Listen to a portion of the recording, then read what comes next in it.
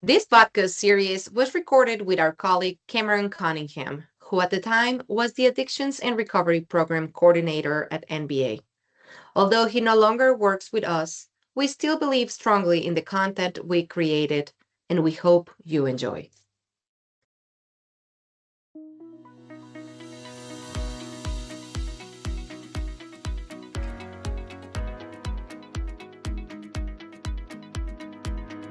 Welcome, friends, to Holy Scrolls, where faith meets tech. I am Bere Gil Soto, Director of Young Adult Leadership Development at NBA. And I'm Cameron Cunningham, Mental Health Program Coordinator. We are so glad that you are here for this conversation. This is a conversation about social media, young adults, and specifically the ways that technology shape our mental health, relationships, and even our spiritual lives. Yeah, this podcast is a collaboration between NBA's Addiction and Recovery Initiative and the Young Adult Leadership Development Program. This will be a mini series of 6 episodes where Gen Zs and millennials we explore social media addiction among young adults. Yes, each episode we're going to weave psychology, lived experience, and faith as our grounding lenses. So it's going to help us as listeners to understand how technology, again, shapes our mental health, our relationships, and our spiritual lives. And today, on our first episode, we're diving into the stories of when social media first entered our lives and how nostalgia shapes our connection and relationship with technology. So, welcome everyone, and let's dive in. And before we dive in, actually, let me grab my phone and turn off the notifications Yeah, because, it's never know. real. Do not And disturb. right, do not disturb. Let's get to it now. Oh, now let's start with talking. I think that it'll be very interesting to for you and I, Cameron, to talk about this and hear from our listeners. How early did we start engaging online? And that will tell a lot of our age, I think. But uh do you want to start so I don't out myself because I know I'm older here. So do you want to start talking to us about that? Yes, sure. It was fairly early for me.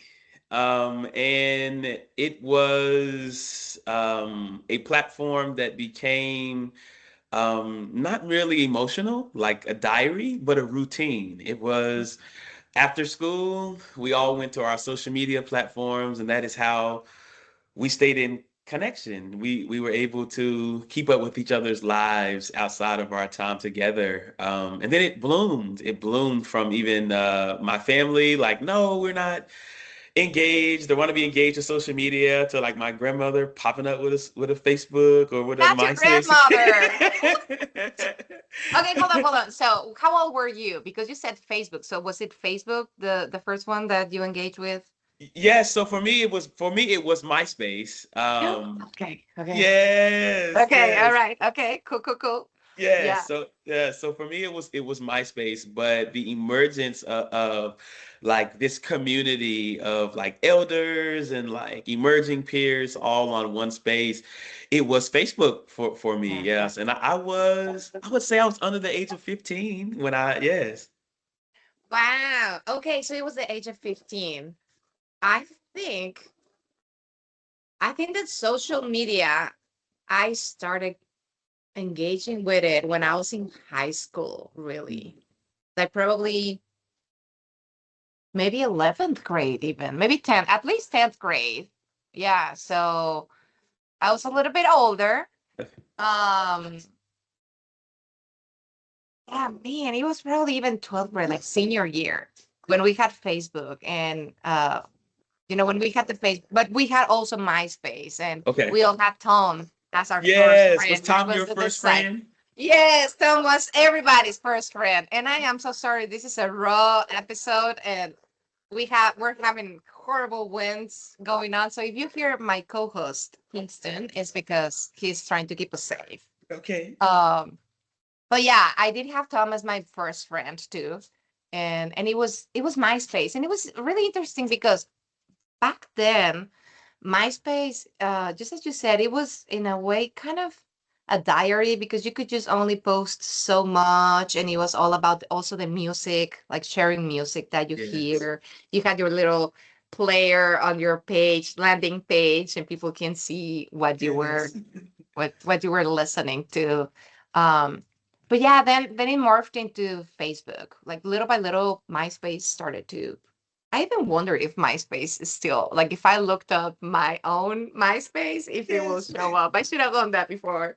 Uh, but yeah, then it turned into Facebook, and I think that then it was very weird because I don't know if that was the same. So I grew up in Mexico, and even my young adult years, most of them, I spent them in Mexico. So I don't know what the difference is also with experience. But Facebook started becoming also not only like journaling, or like everybody was posting everything that we were doing back then, but also with Farmville. Do you all Ah, have it? Oh my God, I yes. remember a friend in college calling from her cell phone to her sister, giving her her password because she needed her sister to log on, because before we didn't have iPhones like we do. And so they needed to log on Facebook so that she could water her crop. Oh, wow. Like that. When we were preparing for this, I was like, oh my gosh, that's also some of my first memories about Facebook. Like how Yes. intense we were. Did you ever have a farm bill? I did. I did. I remember it fondly. Yes. I love it. I love Yeah. it. And I think, I don't know, I'm thinking about this because, like you said, that routine, even Farmville, like, it's the routine, and the routine became the pattern, and then the pattern, like, informs identity. So, it's really powerful. It is how our communication digitally, before we really even understood, it had a way of shaping the way in which we share community together. So it was subtle, but I'm like, it's definitely a real connection. And it became almost like, and I know we will talk about this even more in depth in upcoming episodes, but it became um like there's this saying, if it ain't on Facebook, it didn't happen, right? Mhm. And so then we started to feel like we had to post everything, and everywhere we would go, we would be, posting everything, everyone checking in. Like there was a season in that you will see what everyone was doing at a certain time. And now that I think about that, I'm like, that is like our safety. And like we were telling everybody all of our business, even Yes. like hospitals, like people checking in on the hospitals and then not saying anything. I'm like, Yes. dude, are you visiting someone? Are you Yes. the person there? Yes. And I've even saw pictures of, people from hospital beds taking pictures like, I'm here, pray for me. So, It's crazy, yeah. Yeah, and how that became, like you were mentioning, kind of a journal yes. of sorts, which is I know you and I were talking about this whole idea of nostalgia. Um, I know people who use Facebook more of a journal, Yes. so that then later on they can get excited with their memories that pop up and say, "Oh, this time a year last year, this time of the year last year, or 5 years ago, or 12, whatever, I was doing this or that." But yeah, there is certainly some nostalgia component to it. Yeah. Yeah, I mean that's interesting. I Nostalgia for me, I think, and specifically even around social media, I love the idea of like a digital scrapbook. So for your pictures and your memories. Yeah. But then I also think like the nostalgia around when social media was like we've been discussing, really relational rather Yes. than performative. Yes, yes, because then it was so cool that we started getting together with friends. Like, I don't know, if we were in college, then the people you may know started popping up, right? And like, oh my gosh, I went to middle school with this person, or I went to elementary school. And it was really cool to stay connected. Class reunions, right? Facebook groups of class reunions. I think that Yes. that was really cool. Connecting even with family. I know of stories of people even discovering family that they didn't know they had Yes, because yes, of yes. Facebook. Um, but yeah, it was more relational. Um, and yeah, these days, I think that we are not aware of how much social media has little by little shaped our lives. Um, and I don't want to get ahead of ourselves because I Yes. know we will talk about all this in other episodes. And actually, for those of you who are listening right now, we will have wonderful guests to join Yes. us on the next episodes. Um, but yeah, let's. This is an honest conversation. So, do you think nostalgia, this idea of nostalgia, is shaping our emotional connection with life, with people, with like, what are your thoughts on that? Yes. No, I certainly think so. I think in life, I think in ministry, I think in all sectors of mind, body, and spirit. Yeah, I'm really named this piece of visibility and authenticity. So Mhm. again, really, really balancing this kind of shift from this expectation of this is who I am to this is the valuable question of this space virtually holds space for me to authentically be who I am. So I just think about how there is a connection between digital and physical, and Mhm. how we have to make room to be present and not just seen. So I think like that's the nostalgia piece, and I think that like informs even our use of technology now. Is like everything we post, every picture we post, every thing we reshare from Thanksgiving from 2017. Lord, yes, Christmas Yeah. holidays. Woo! Yes, we're not just posting to be seen, but it is literally us being present and authentically present. So yeah, I think I don't know, it's something to think about.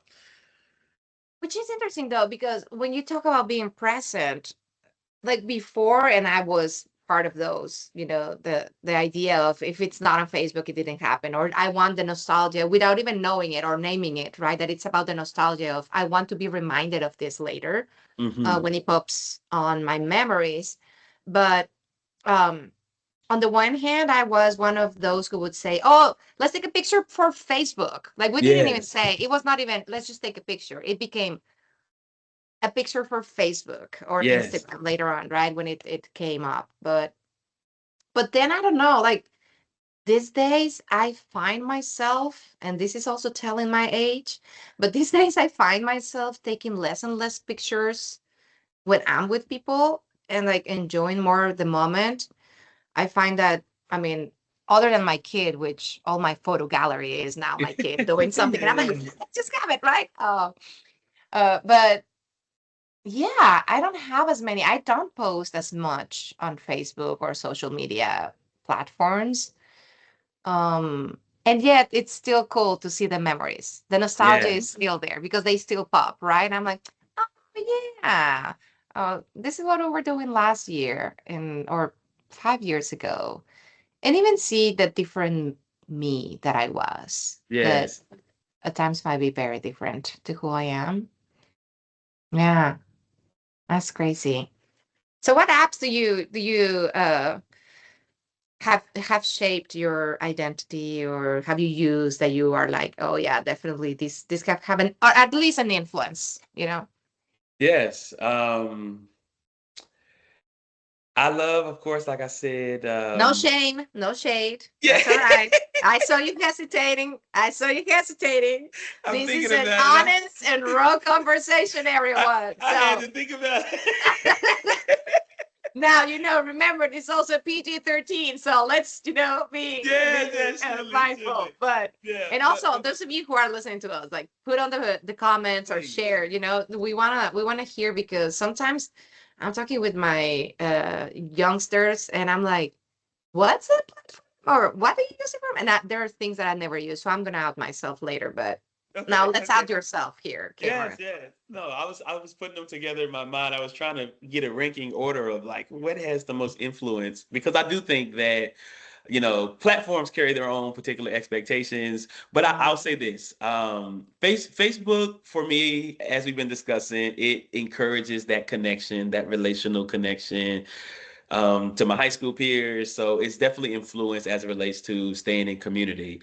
I do have Instagram, and I love the fact that for me, Instagram, when it first emerged, it was all about like aspiration. So it Mhm. was people posting where they are, kind of like mirroring Facebook, but now it's really aspirational. It's like this photo box, so you can see Yes. quotes and inspirational things. So for me, it's all about inspiration and aspiration on my Instagram algorithm. And then I think Twitter, when it was the bird before it became the X. Yes, the axe. Woo! Let's go there. My God. Yes, yeah, but I appreciated it did influence me as it relates to opinion. It Yeah. was a place for safe space for brave conversation and opinion. So yeah, none of them really I'll say was negative, but I think they each kind of shaped a different part of how I developed myself and really showed and presented myself to others. Definitely, definitely. Now, do you ever have Snapchat? That's something that I never had. Yeah, Did you? so Snapchat emerged while I was in college. Wow. So Okay. it Yeah. never really expanded beyond my peers that I went to school with. It wasn't like I was like telling everybody that I knew from high school, like, let me add you on Snapchat. So and it really was around for a few years and Yeah, I still, you know, I still, I think that is still around. is it still around? I think so. I don't know. I think Okay. that somebody, yeah, was talking about a youngster, Gen Okay. Z, a very young Gen Z was telling me from one of our peer groups. We were talking, and she mentioned something like, "Oh yeah, I'll send these to you via Snapchat." She told another of our peer group members, and I was like, "Oh, I didn't know that was still a thing. I never got into it, Yes. but everybody said it's still a thing." But yeah, I never had that, and that's. I really like the way that you put the differentiation between, the inspiration, the aspiration, inspiration, relationship. For me, so I also had those three, and have now only two of those. So Facebook for me, I think it became once that I started in working in ministry, serving in ministry. Facebook became more of my LinkedIn for the people, Okay. that are not on LinkedIn. And so it became more of a ministry tool, especially during COVID, that we were sharing all live stream services and everything. So Facebook for me became a work related posting. Um, and I think that is still to this day. And being a pastor, before serving in this capacity, I was a pastor for almost 8 years. And so there is something about our lives. Not that I want to do something that it's incorrect or Yeah. bad, but our lives are so much out there, especially now with even live stream that really our image, that I felt that I didn't have a sense of, as you were saying, just my friends, just my family, just my circle. And so Instagram became that for me. Okay. I don't have work people or church people on Instagram. It's just my thing. I don't even post on Instagram, but it's just that sense of privacy, intimacy for me on Instagram. I do Yes. post more here and there, and it's stories now, because I know that they will disappear, and well, supposedly, yeah, we don't even know who's saving stuff from the cloud, but yeah, Instagram became more of like my personal, intimate space. And back then, Twitter, when it became X, I was like, oh yeah, this is just too much. And it's just so much to keep up with. Yes, yes. My ADD self, and like, I was like, I'm not gonna be able to keep up with everything. And so Twitter became more of a, just as you said, opinion, but also my witty self. Okay. So I could put like witty stuff or complaining stuff or jokes or quotes from books that I was reading or stuff Yeah. like that. But yeah, then I stopped using it, and I didn't use it back when, it got monopolized with X and all that. Um, but yeah, I never used Snapchat. And just recently I started using TikTok, and I Yes. see how much it's influencing me. So I'm trying to Yes. detach myself because that doom scrolling, we're gonna talk about that later. Yes, we're going to talk about that. That was my next question. I was going to ask you, are you on TikTok? Yeah, I am, but I don't post anything. Okay. So I'm Okay. a voyeurist on Okay. TikTok. Okay. I'm a voyeurist on TikTok and Yes. pretty much on Instagram. I mean, on everything. Yes, yes, Uh, yes. No, I love yeah, TikTok. I love TikTok. I forgot to mention TikTok, but I was hesitant at first. same. For many reasons I was hesitant. And then I just tried it. I was like, well, let me just get on TikTok everyone. So just one random day I decided to just make an account and I went months without posting, without even setting like a profile picture. Okay. So I was like under the radar on TikTok, but I just love the accessibility of how when you needed to figure out how to do something, it once was go to YouTube and like find it on YouTube and watch the video, and now it's all here on TikTok, and it's done in 1 to 3 minute videos, if even that long. So I don't know. I just was like, wow, the accessibility of just so much information on one app is at the scroll but as you say, we're going to get into how addicting that truly can be and yeah, to our health, to our mind, to our spirit. So we're going to have some conversation about that. Yes.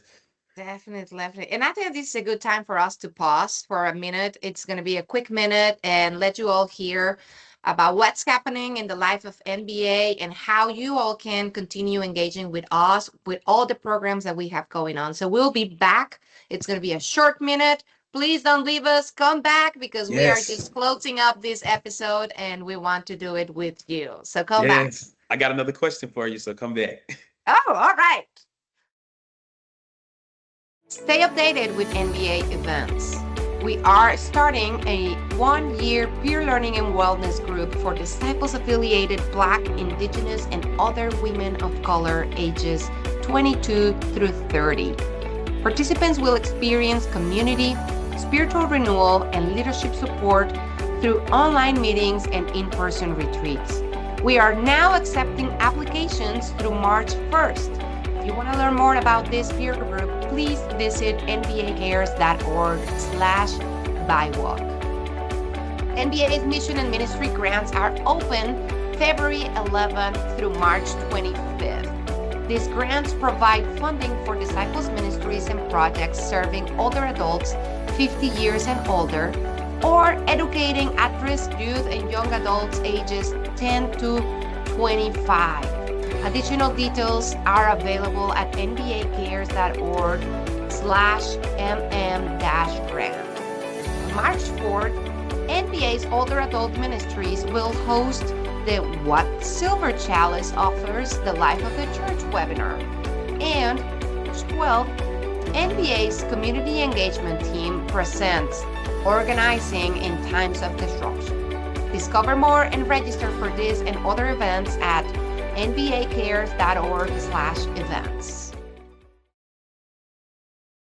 All right, so we're back, and Cameron, you left me hanging. You said you left us all hanging because you said that you had a question for all of us. Yes, yes. So we're talking about connection.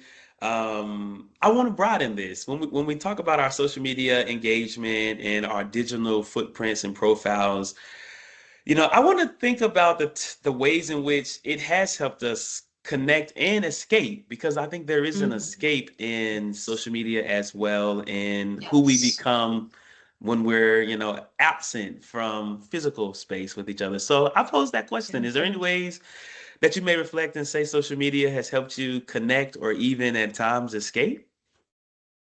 My God, how much time we have. Jeez. But in short, I think that both and. Um, I think that it definitely has helped me connect, as I mentioned, with older friends, with classmates from even elementary school. Um, it has helped me also to connect and stay connected, for example, with also with changes of ministry. It's really cool to keep seeing the ministry that I was part of, and see how it continues its life, the people from the church that I used to pastor. um so it does definitely, it for sure, it has helped me connect with people. Also, it's not as common, but there was a time in which people would change phone numbers so frequently, or because they move, whatever. And so it is just so easy sometimes, if you don't get a response on a text message that you had, just to send a quick Facebook message and say, hey, just checking, is this your phone, or I've been trying to reach you. So definitely, definitely keeping me connected, Yes. seeing people and family. And at the same time, for sure, it's been a tool for me to escape at times when consciously or unconsciously I don't want to be present or engage in whatever capacity. And sadly, because mental health, um, it's also impacted, and vice versa, um, influence each other. I think that during periods where I've had depressive, struggling with depressive energies, the doom scrolling is just a Yes. great escape, because I don't have to engage with anyone, and I can cover it and mask it, as you were saying that TikTok is teaching us so much. And so for the longest, it came the running joke that among my friends and my family, that it's TikTok University. Like, what are Yes. you learning? TikTok University, and so we can mask it as we are learning, or, getting our algorithm about parenting or DIY or whatever, but we're taking it, owning it. Sometimes when I do that, it's just to escape and to not engage, because I'm just so overwhelmed emotionally that I can't engage. And so that just keeps me scrolling, but it is real. Yeah. Yeah. Yes. Yes. Yeah.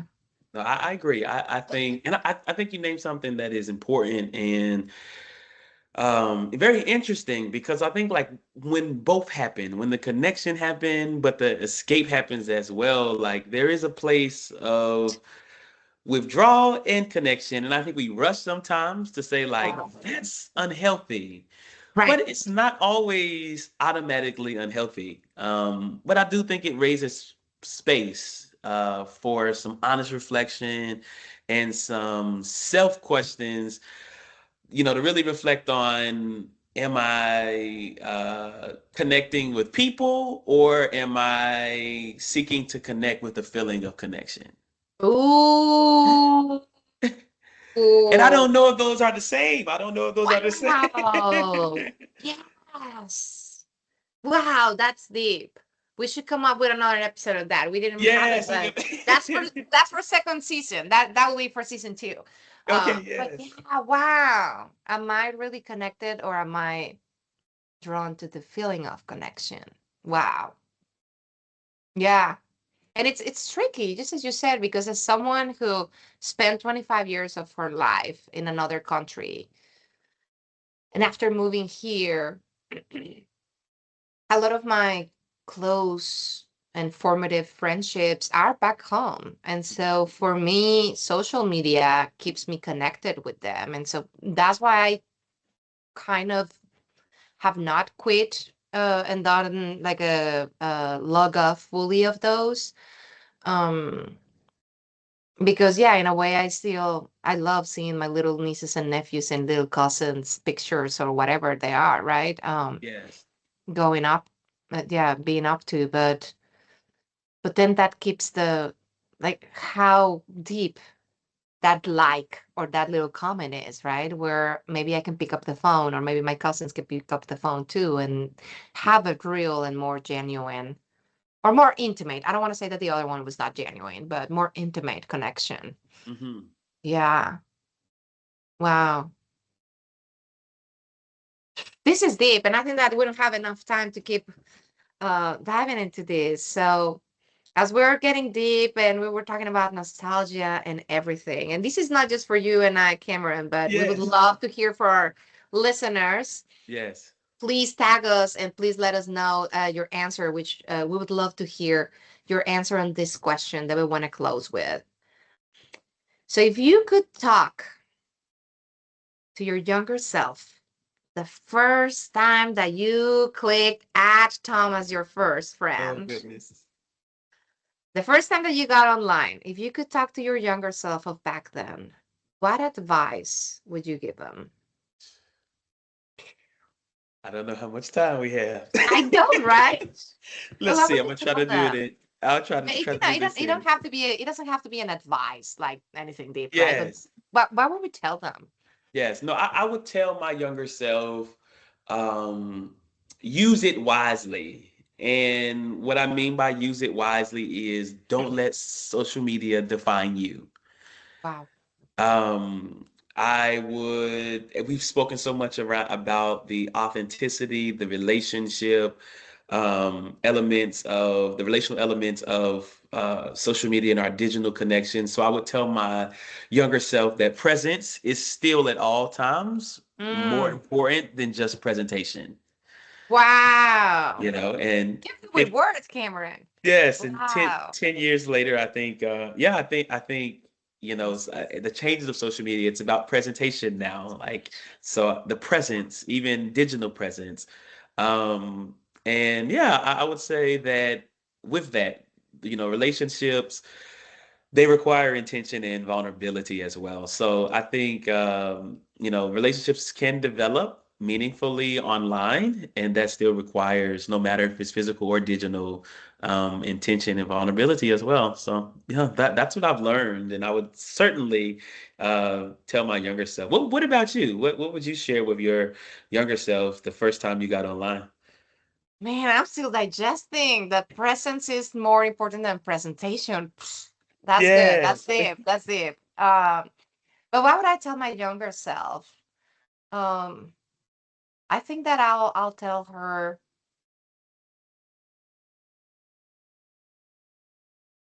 that it's okay to engage online, to be careful though.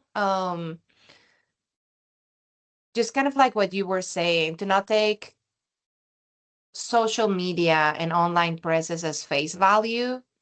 Um, to be mindful too that there's just so much that we can read between the lines, and so to not get so caught up on that, and to be willing, kind of what you said with vulnerability, right? So instead of, if I'm reading things wrong, or if I'm getting a conception or misunderstanding, to be okay to still, so it's social media. That's not just the person. It's not the person overall that I'm reading. And so, especially with friends and family, if there's something that is not sitting well, don't let it sit.